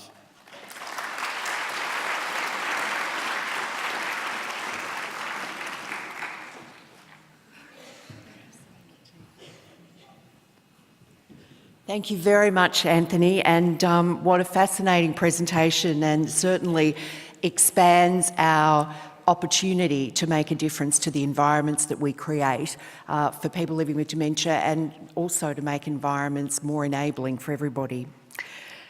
So I'm actually looking forward to going up and checking out room 216 and seeing how it all works. Ladies and gentlemen, now it's time to invite you all to be part of a significant moment in the history of Alzheimer's Australia. And as I said, the need to change is vital in order to take on the challenges ahead in this incredible time of reform in the sector. To do this, we need to create a more agile, responsive organisation. We need to bring all the dementias together and bring our community together to start to bring about this change. As a result, we've been working towards unification to create one national entity out of a previously federated organisation. It's certainly been a major project, but at every stage, ladies and gentlemen, it has been a total inspiration to be working alongside our teams of staff, volunteers, consumers, board members, and external stakeholders from around the country. I also want to pay tribute to the boards and the CEOs of the states and territories who've been instrumental in their leadership in moving to our unified organisation. I'd also like to acknowledge my new team of executive directors who've been working to bring us to this point today. Every member of staff, every board member, every volunteer, every consumer has been an inspiration and a reminder of the fact that, yes, we are creating a new organisation made up of people who are impacted by dementia. Unification will enable the delivery of consistent support services. It will strengthen our advocacy and enhance our organisation's capacity to raise awareness, to fundraise, to facilitate research and education into the prevention, delay, care and cure of dementia. Behind every decision we make, every change we made, every person who we work with or support, every process we develop or project or program we introduce, our purpose will remain solidly that we are here to empower and enable people of all ages living with all forms of dementia, their families and their carers. To officially launch our new unified organisation, I welcome Professor Graham Samuel AC, our National President of Alzheimer's Australia. Graham is Vice-Chancellor's Professorial Fellow in Monash University's Business School. Most recently, in September 2017, he was appointed to the Australian Prudential Regulation Authorities panel to conduct the prudential inquiry into the Commonwealth Bank's governance, culture and accountability. I can hardly say it, I don't know how you do it. He is Councillor of the Australian National University and Chair of its Finance Committee, Chair of Data Governance Australia, National President of Alzheimer's Australia, Chair of the Alzheimer's Australia's Dementia Research Foundation, Chair of the South Eastern Melbourne Primary Health Network, Council Member of the National Health and Medical Research Council and Chair of its Health Innovation Advisory Committee and the National Institute for Dementia Research. Graham was appointed an Officer of the Order of Australia in 1998, and in 2010 he was elevated to a Companion of the Order of Australia. Before I invite Graham to the stage, I really would like to acknowledge Graham for his leadership as we've been working towards unification. Graham, your vision has inspired our federal and state government leaders to back this move, and you've inspired all of us, more than 500 staff, thousands of consumers who engage with us regularly on so many levels, hundreds of volunteers, our board members, donors, ambassadors, partners, the health and aged care sectors, we've all been included. In countless speeches and meetings with key influencers in the media and in everyday conversations, you've been unwavering in your commitment to creating a brave new world in Australia that will be ready to take on the challenge that dementia presents. Ladies and gentlemen, I trust you too will leave this week inspired not only to be the change with us, but also to take this change to your workplace or the community you represent. Graham, on behalf of all whom I represent, our organisation and all people impacted by dementia, we're proud to stand with you in the future you've inspired us to create. Ladies and gentlemen, please join with me in welcoming Professor Graham Samuel.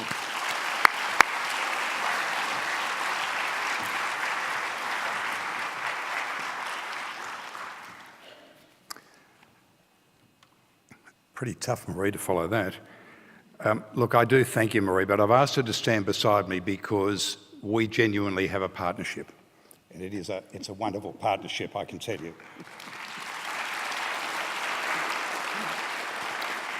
And without the inspiration and the leadership shown by Marie since she took over the reins of the National Office of Alzheimer's Australia and now the unified body of Dementia Australia, we wouldn't be where we are today. And so, Marie, good on you.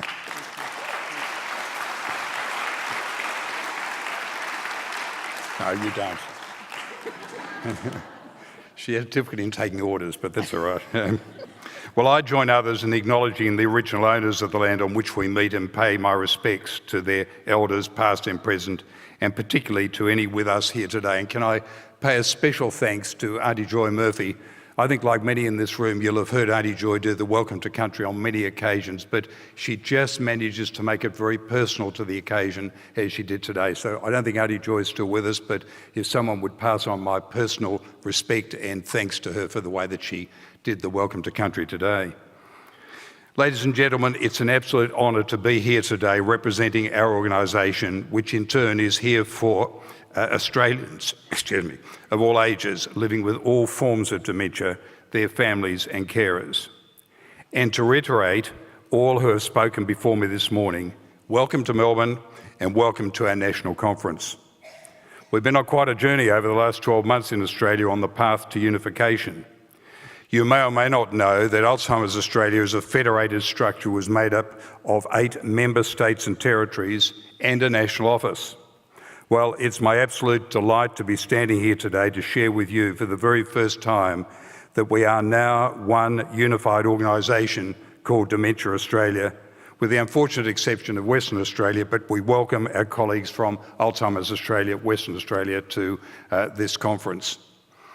I know that through this momentous change process at our grassroots level, we haven't missed a beat in continuing to provide the day-to-day services and programs that make a difference to the lives of so many people. This is also what I and my colleagues have been conscious of all along, never losing sight of what is at our core, to be here for people impacted by dementia. I can't tell you how excited and satisfied I am about the support we've had from board members around the country, from CEOs, from their leadership teams who have demonstrated a professionalism and a commitment focused solely on better outcomes for the people who we are here to serve. This includes, of course, all the staff and volunteers around Australia.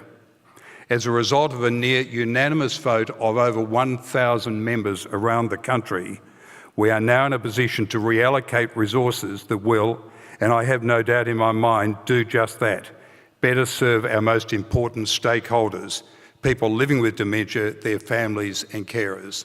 And the reallocation of resources has been estimated to be in the order of several $1 million per annum.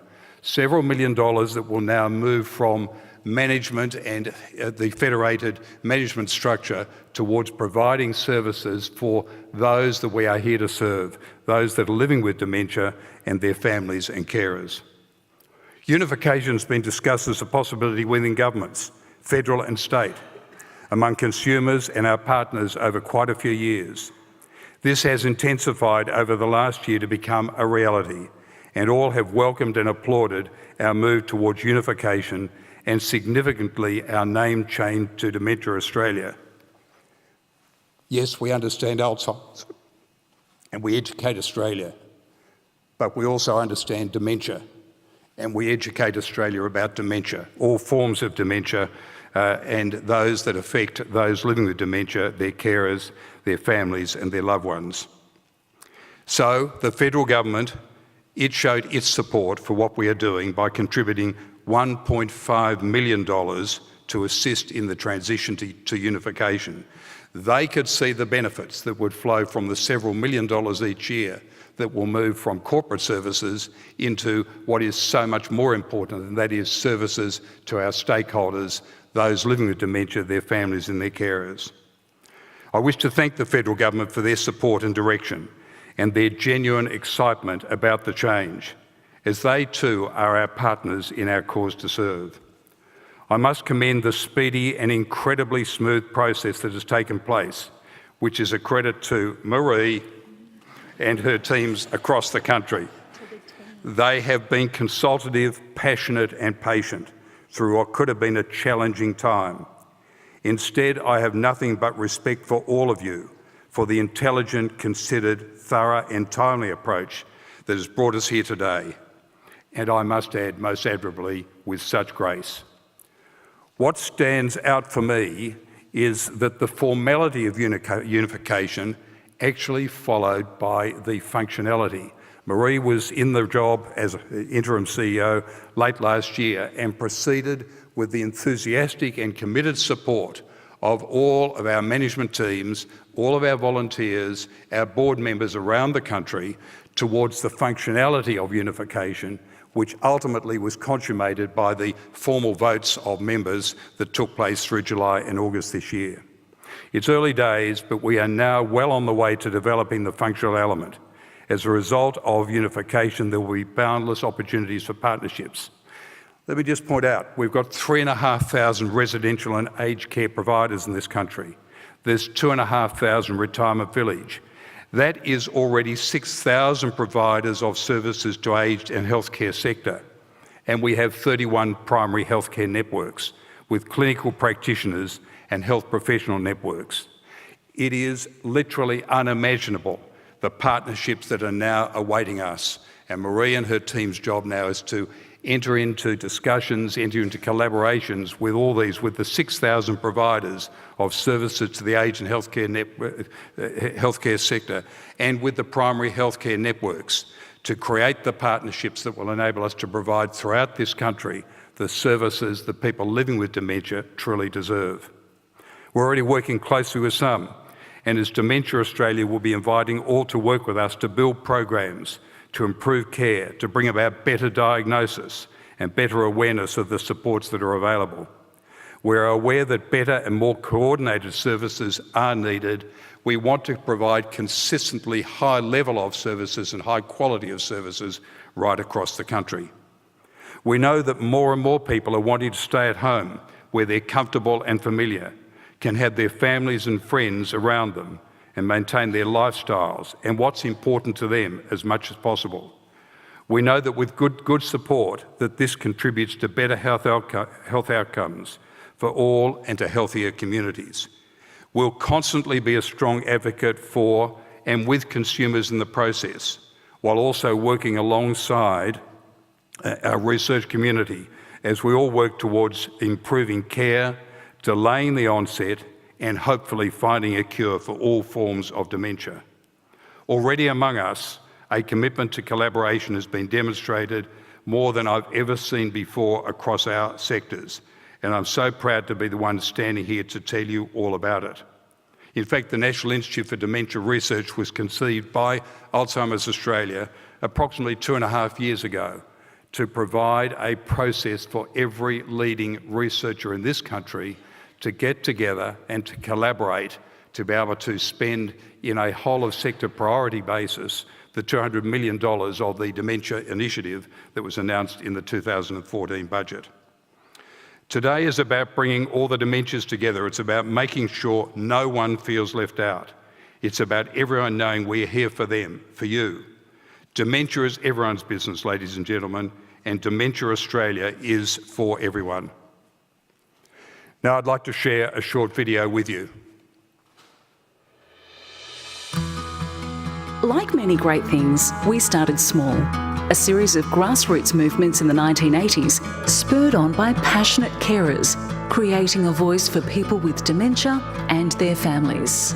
Carers of those living with dementia began to speak out. More and more people impacted by dementia were able to realise they were not alone. Through the empowerment of the shared experience, they were inspired to work together to improve the lives of all those affected by dementia. From many associations, foundations and charities across the country, Alzheimer's Australia was formed. The increasing prevalence and projections of dementia and the low levels of awareness and understanding in the community became the national focus. Locally, Alzheimer's Australia continued to work to provide services, counselling and support programs, education, facilitate research and a voice for consumers. Major milestones include the world's first National Dementia Initiative in 2005 and the world's first publicly funded dementia risk reduction program, Your Brain Matters. More than 500 people marching on Canberra for the Fight Dementia campaign and the federal government's commitment to research. These would never have been achieved without the carers and people living with dementia stepping up to the challenge and sharing their experiences, their stories, being the voice for all. A difference has been made over many years to the lives of the more than 400,000 Australians living with dementia, their families and their carers. We need to keep being that difference. If we're to continue our resounding impact, we need to come together. Establishing Dementia Australia as a unified national body will strengthen our capacity to deliver on our purpose. Through our name change, Dementia Australia will bring together all the dementias united under one umbrella. As the prevalence of dementia continues to grow, there is a clear need for us to amplify our voice, become more efficient and further influence policy and planning for current and future generations. Dementia Australia will be more agile and responsive, while continuing to deliver crucial support services to all those people impacted by Alzheimer's and all other forms of dementia. Dementia Australia is the collective voice of people of all ages living with all forms of dementia, their families and carers. Dementia Australia is here for you. You are not alone.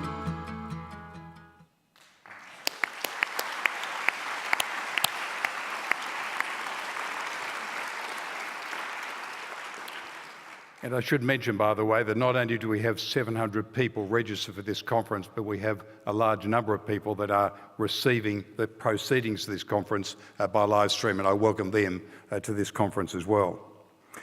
Well, I was supposed to invite to the stage here Marie McKay, but given that I didn't give her a chance to leave, she's here already. Also, welcome advocates representing our consumer community, Christine Bryden, who, as you heard earlier, is living with dementia, and Brett Partington, who cared for his father Bob, who died of dementia. Brett.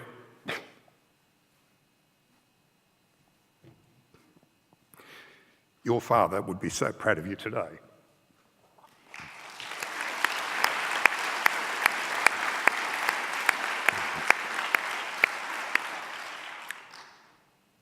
Now we have to go over, yeah. So, ladies and gentlemen, we're all honoured to officially launch for you Dementia Australia for people of all ages living with all forms of dementia, their families and carers.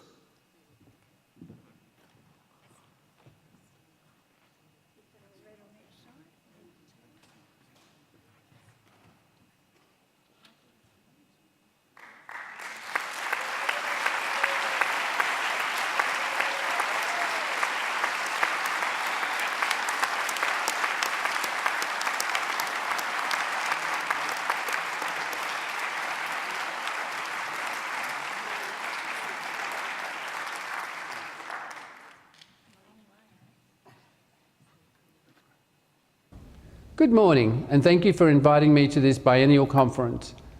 My apologies for not being able to attend in person. I would like to acknowledge the traditional owners of the land on which you are meeting today and pay my respects to elders past and present.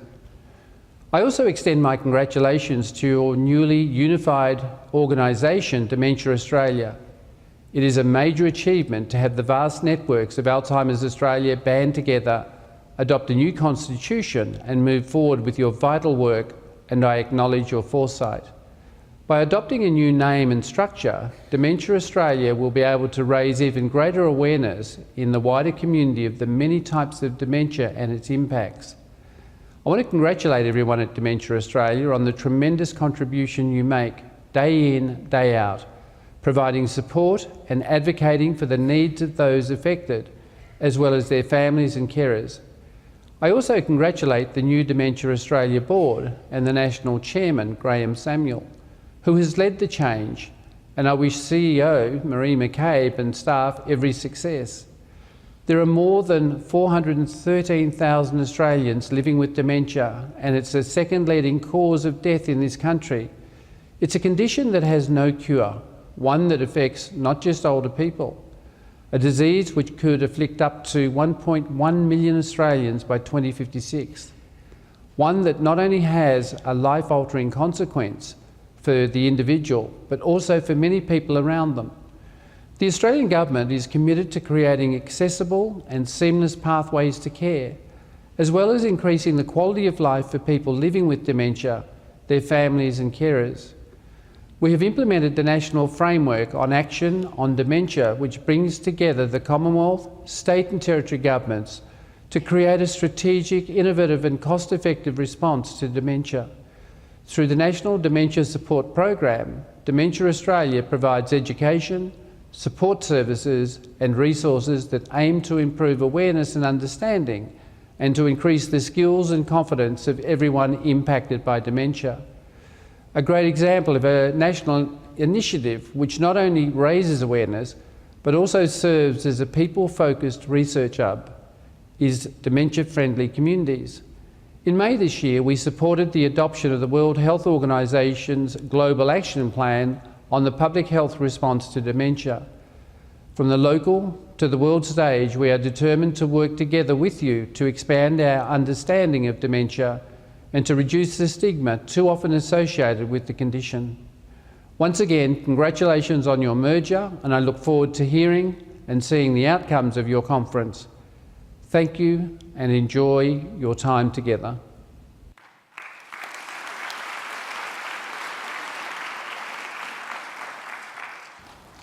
Thank you for the opportunity to be part of your 17th Biannual National Dementia Conference.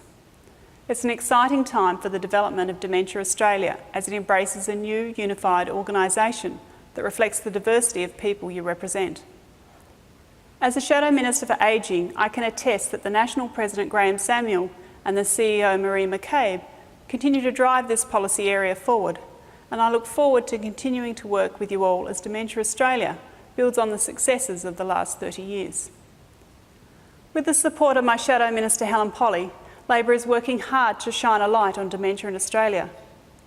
Indeed, Labor leader Bill Shorten has taken a personal interest in dementia policy in Australia and recently took time out to meet with Dementia Australia and with people impacted by dementia in Melbourne and Sydney.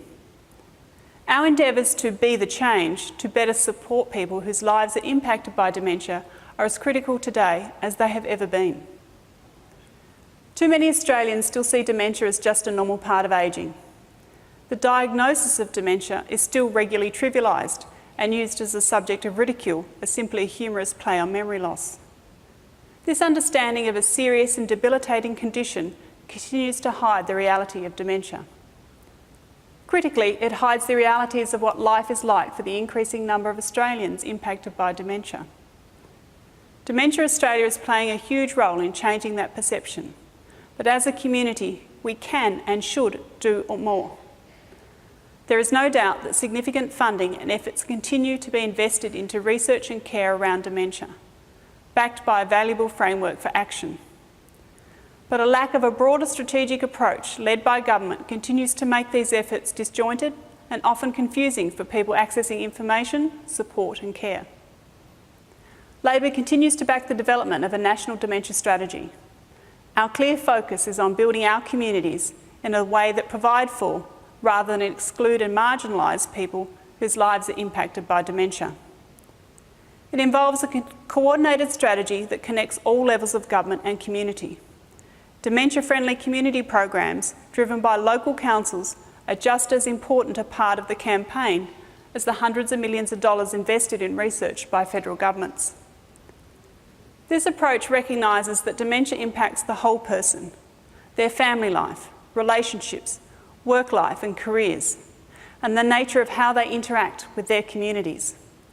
We need a coordinated approach to resourcing and equipping our communities so that people living with dementia and their carers and loved ones are not ashamed or embarrassed to walk through a shopping centre, or even worse, simply stop going shopping altogether. Thank you all for your passion and dedication in what you do, and please be assured that we will continue to be an ally of yours as we confront this challenge together.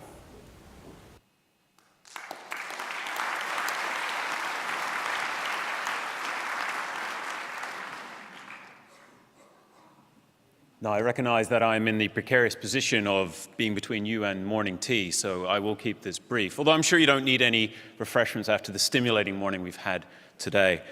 I just want to highlight that beginning at 11:20, the concurrent sessions will begin. Please see your guide books for that. We have the Teal Room for guests and conference delegates who are living with dementia or cognitive impairment.